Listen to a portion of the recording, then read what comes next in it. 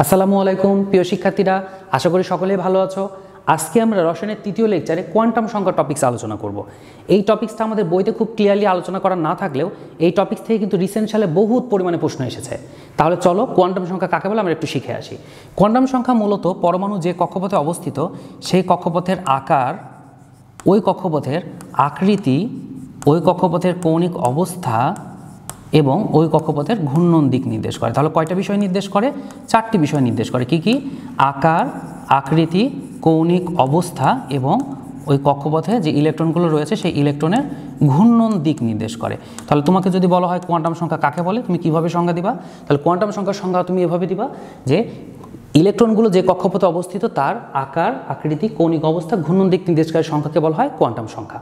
আচ্ছা, কোয়ান্টাম সংখ্যাগুলোকে আমরা মূলত চার ভাগে ভাগ করেছি। কয় ভাগে ভাগ করেছি? চার ভাগে ভাগ করেছি। একটা হলো প্রধান কোয়ান্টাম সংখ্যা, প্রধান কোয়ান্টাম সংখ্যা। দ্বিতীয়ত হলো সহকারী কোয়ান্টাম সংখ্যা, সহকারী কোয়ান্টাম সংখ্যা। তৃতীয়ত হলো ম্যাগনেটিক বা চুম্বকীয় কোয়ান্টাম সংখ্যা। তাহলে তৃতীয়ত হচ্ছে ম্যাগনেটিক, বা এটার আরেকটা নাম হলো চুম্বকীয় কোয়ান্টাম সংখ্যা, ম্যাগনেটিক বা চুম্বকীয় কোয়ান্টাম সংখ্যা। এবং চতুর্থত হলো ঘূর্ণন দিক প্রকাশকারী স্পিন কোয়ান্টাম সংখ্যা, স্পিন কোয়ান্টাম সংখ্যা। তোমাকে যদি প্রশ্ন করা হয় প্রধান কোয়ান্টাম সংখ্যা কাকে বলে, তাহলে সংখ্যাটা কিভাবে হতে পারে? সংখ্যাটা তাহলে আমরা এভাবে বলবো, পরমাণু কক্ষপথের আকার প্রকাশকারী সংখ্যাকে বলা হয় প্রধান কোয়ান্টাম সংখ্যা। যদি সহকারী কোয়ান্টাম সংখ্যার সংজ্ঞা দিতে চাই তাহলে বলবো পরমাণু কক্ষপথের আকৃতি প্রকাশকারী সংখ্যার নাম হচ্ছে সহকারী কোয়ান্টাম সংখ্যা। এখন আমাদের অনেক ক্ষেত্রে কনফিউজনেস আছে যে আকার এবং আকৃতির মধ্যে পার্থক্য কী।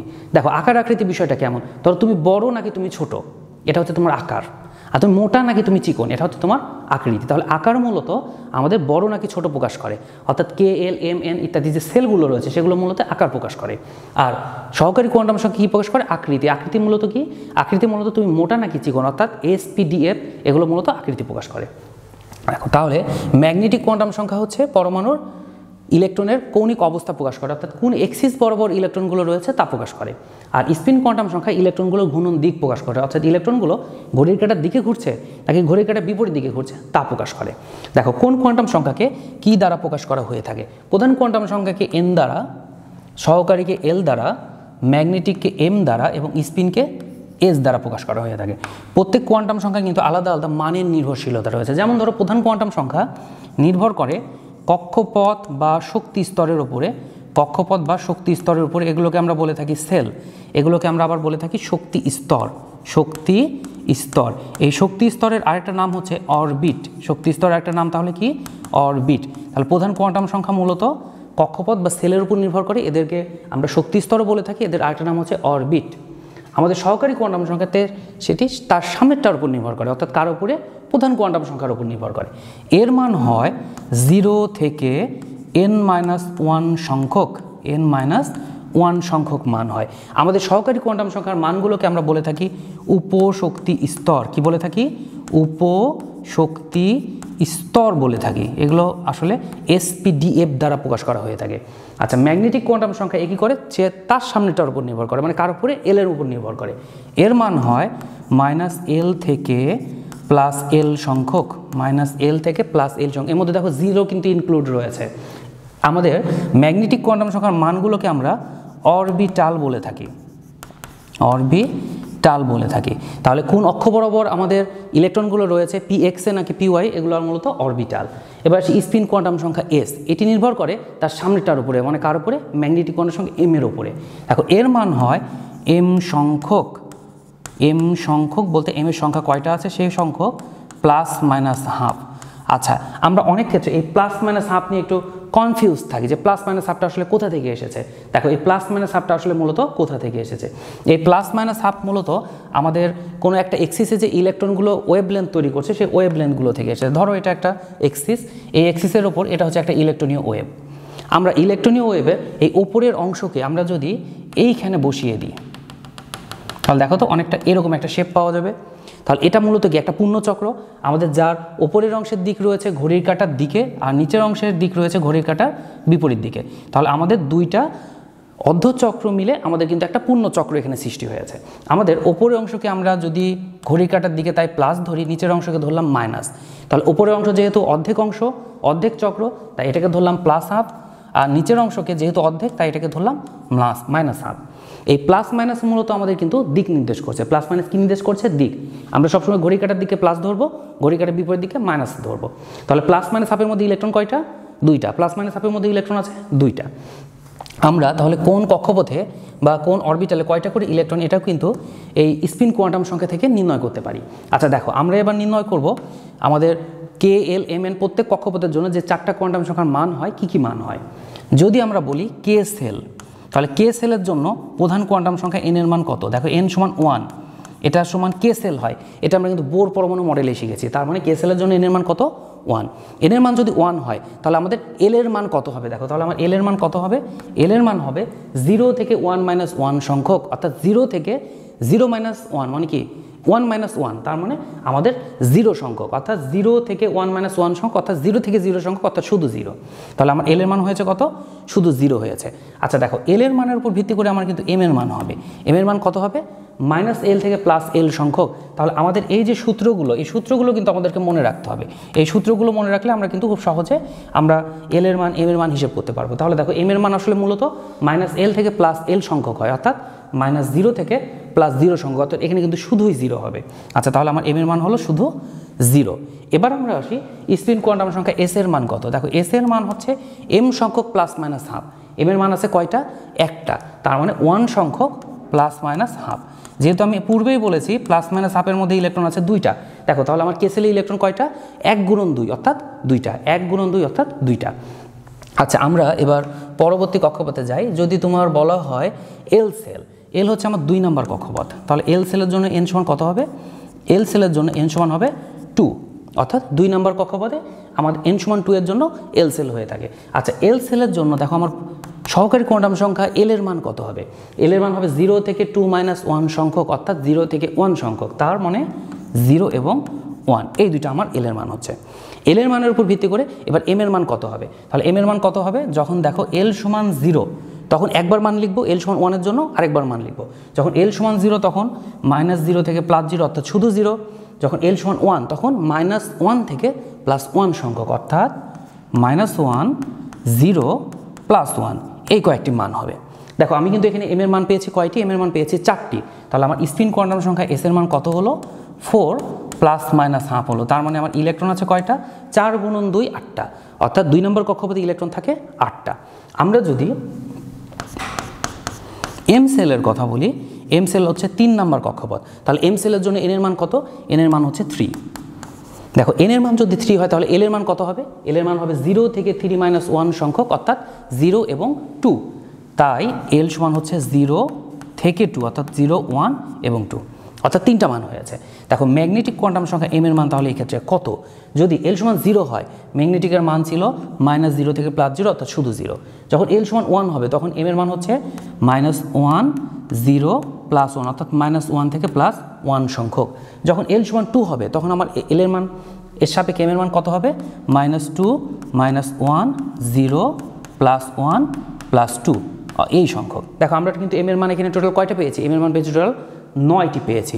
তার মানে আমার স্পিন কোয়ান্টাম সংখ্যা এস এর মান কত হচ্ছে? 9 +-হাফ, অর্থাৎ আমার ইলেকট্রন আছে কয়টা? 9 × 2 18টা, অর্থাৎ আমার তৃতীয় কক্ষপথে ইলেকট্রন থাকে 18টা। আমাদের এখানে নর্মালি আমরা যেটা সচরাচর ভুল করে থাকি, উপশক্তি স্তর আর অরবিটালকে আমরা সাধারণত এক চিন্তা করে থাকি, কারণ আমাদের বইতে কিন্তু উপশক্তি স্তর অরবিটালের মধ্যে তেমন পার্থক্য বিশেষভাবে আলোচনা করা নেই, কিন্তু এদের মধ্যে কিন্তু পার্থক্য রয়েছে। আচ্ছা আমি একটু পার্থক্যটা বোঝানোর চেষ্টা করছি, তোমরা একটু দেখো। তাহলে উপশক্তি স্তর আর অরবিটালের মধ্যে মেজর যে পার্থক্য রয়েছে সেটা কি? যখন এল সমান 0 হয় তখন আমরা এস উপশক্তি স্তর পেয়ে থাকি। এল সমান 0-এর জন্য এস উপশক্তি স্তর। এস উপশক্তি স্তর একটাই অরবিটাল, নাম হচ্ছে এস অরবিটাল। আচ্ছা এবার আসি, এল সমান যদি 2 হয় তাহলে আমরা পেয়ে থাকি, এল সমান যদি 1 হয় তাহলে আমরা পেয়ে থাকি পি উপশক্তি স্তর। পি উপশক্তি স্তর 3টা অরবিটাল রয়েছে, আর অরবিটালগুলো সবসময় এক্সিস বরাবর থাকে। তাহলে কি কি? P x, p y, p z. আমরা যখন রাসায়নিক বন্ধন অধ্যায়ে যৌগ গঠন করব তখন উত্তেজিত অবস্থার জন্য কিন্তু আমার p x, p y, a z এইভাবে কিন্তু বিন্যস্ত করতে হবে। আচ্ছা দেখো যখন এল সমান 2 হয় তখন এটা হয় ডি উপশক্তি স্তর। ডি উপশক্তি স্তরে এরকম অরবিটাল রয়েছে 5টা। তাহলে কি কি? দেখো d x y, d y z, d z x, d x square y square, d z square. তাহলে ডি উপশক্তি স্তরে আমার অরবিটাল রয়েছে 5টি।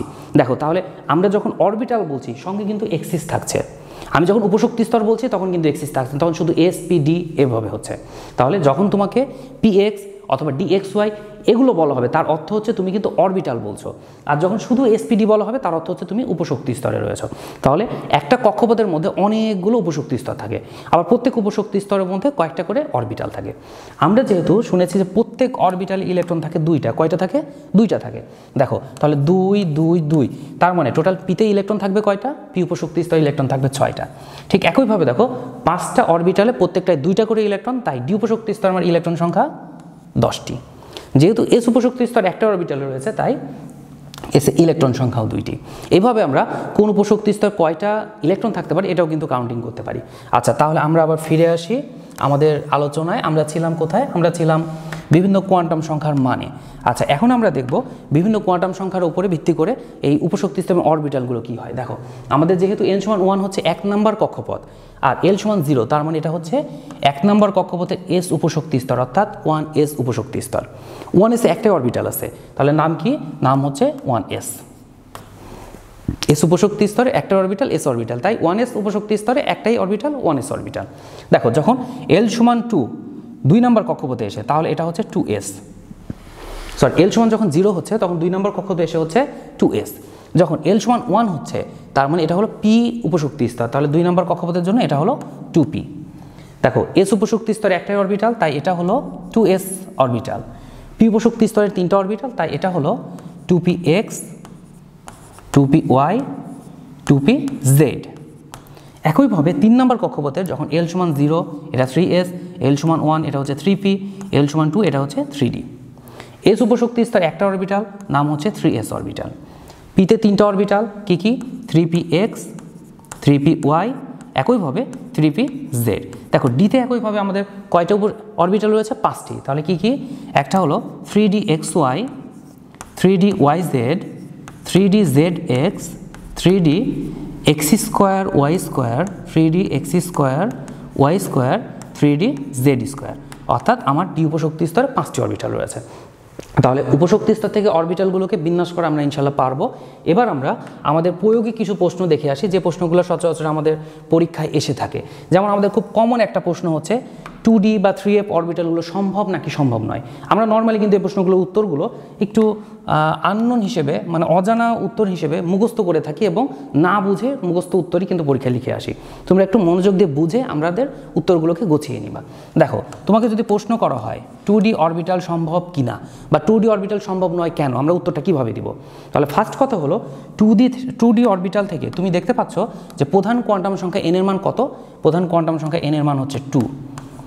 প্রধান কোয়ান্টাম সংখ্যা n যদি 2 হয় তাহলে সহকারী কোয়ান্টাম সংখ্যা l এর মান কত হচ্ছে? দেখো সহকারী কোয়ান্টাম সংখ্যার মান হবে, আমার সূত্র কি ছিল? 0 থেকে 2 - 1 সংখ্যক মান হবে, অর্থাৎ 0 এবং 1 এর মধ্যে সব মান হবে। তাই আমরা লিখতে পারি 0 এবং 1 এই দুইটা মান। তাহলে n = 2 এর জন্য l এর মান কত হলো? 0 এবং 1 হলো। দেখো l = যখন 0 তখন এটা ছিল s উপশক্তি স্তর, l = যখন 1 এটা ছিল p উপশক্তি স্তর। তার মানে আমার 2 নম্বর কক্ষপথে s আর p উপশক্তি স্তর সম্ভব বা d উপশক্তি স্তর সম্ভব নয়, এই জন্য কিন্তু 2D অরবিটাল সম্ভব নয়। ঠিক একইভাবে কিন্তু আমাদের 3f বা এই সকল অরবিটালগুলো সম্ভব নয়। আচ্ছা তাহলে কিভাবে উত্তরটা আমরা করবো আমরা ইনশাল্লাহ বুঝতে পেরেছি। আচ্ছা তাহলে আমরা আরেকটা প্রশ্নে আসি, 3f অরবিটাল সম্ভব নয় কিনা। দেখো 3f এর ক্ষেত্রে আমরা তাহলে প্রথমত দেখব প্রধান কোয়ান্টাম সংখ্যা n এর মান কত। প্রধান কোয়ান্টাম সংখ্যা n এর মান এখানে 3, n এর মান যদি 3 হয় তাহলে l এর মান কত হবে? 0 থেকে 3 - 1 সংখ্যক, অর্থাৎ 0 থেকে আমাদের 2 সংখ্যক। তাহলে দেখো 0 থেকে 2 সংখ্যক বলতে 0 1 2 এই 3টা মান হবে। দেখো 0 এর জন্য আমার ছিল s, 1 এর জন্য ছিল p আর 2 এর জন্য ছিল d। তার মানে 3 নম্বর কক্ষপথে s orbital p orbital d orbital হয়, কিন্তু f অরবিটাল সম্ভব নয়, তাই 3fও সম্ভব নয়। আমরা তাহলে কোন অরবিটাল সম্ভব কোন অরবিটাল সম্ভব নয় যদি এটা পরীক্ষায় MCQ আসে কিভাবে আমরা উত্তর করব? দেখো তোমার ফার্স্ট কাজ হলো এই যে লিখো 1, তারপর লিখো 2, তারপর লিখো 3, তারপর লিখো 4। লেখা হয়েছে। এবার কি করবা? জাস্ট SPDFকে তুমি পাশে লিখে দাও। তাহলে SPDF, তার মানে এর পরবর্তী সবগুলোই সম্ভব কিন্তু এর পূর্বের কোনোটাই সম্ভব না। আমি আবার বলছি, এর পরবর্তী সবগুলোই সম্ভব, মানে 1s সম্ভব, তার অর্থ হচ্ছে 2s 3s সবগুলোই সম্ভব। দেখো যেহেতু 2p সম্ভব তার মানে 3p 4p সব সম্ভব, বাট এইখানে কিন্তু 1p সম্ভব নয়। দেখো 3d সম্ভব, তার অর্থ হচ্ছে 4d 5d 6d সবই সম্ভব, কিন্তু 2d সম্ভব নয়, 1d সম্ভব নয়। একইভাবে 4f সম্ভব, তার অর্থ হচ্ছে 5f 6f সবগুলোই কিন্তু সম্ভব, বাট 3f সম্ভব নয়, 2f সম্ভব নয়, একইভাবে 1fও সম্ভব নয়। তাহলে কোনটি সম্ভব কোনটি সম্ভব নয় আমরা কিন্তু এমসিকিউ এর জন্য ঠিক এভাবে মনে রেখে উত্তর করতে পারি। আচ্ছা দেখো, আমাদের এইখান থেকে রিসেন্ট সালে যে প্রশ্নগুলো বরাবর এসেছে তা হচ্ছে কোন অরবিটালের শক্তি বেশি, কোন অরবিটালের শক্তি কম। এটা খুব রিসেন্ট সালের একটা প্রশ্ন। তাহলে প্রশ্নটা এমন ছিল যে 4f 4d 4p এর শক্তির ক্রম অনুসারে সাজাও। অরবিটালগুলোকে কী করতে হবে, শক্তির ক্রম অনুসারে সাজাতে হবে। তাহলে আমরা এই ক্ষেত্রে আমরা শক্তির ক্রম বলতে n+l এর মানকে বুঝে থাকি। কার মানকে বুঝে থাকি? n+l এর মানকে বুঝে থাকি। তাহলে আমরা n+l এর মান অনুসারে অরবিটালগুলোকে সাজাবো। দেখো তাহলে 4f, তারপরে 4d, তারপর 4p, এই চারটার জন্য আমরা কি করব, n+l এর মান অনুসারে অরবিটালগুলোকে সাজাবো। তাহলে দেখো 4f এর জন্য n+l এর মান কত হবে? দেখো 4f এর জন্য প্রধান কোয়ান্টাম সংখ্যা n এর মান হচ্ছে 4, l এর মান হচ্ছে যেহেতু f অরবিটাল তার মানে 3, তার মানে 4 + 3 অর্থাৎ 7। 4f এর জন্য আমার শক্তির মান তাহলে কত হয়েছে? 7 হয়েছে।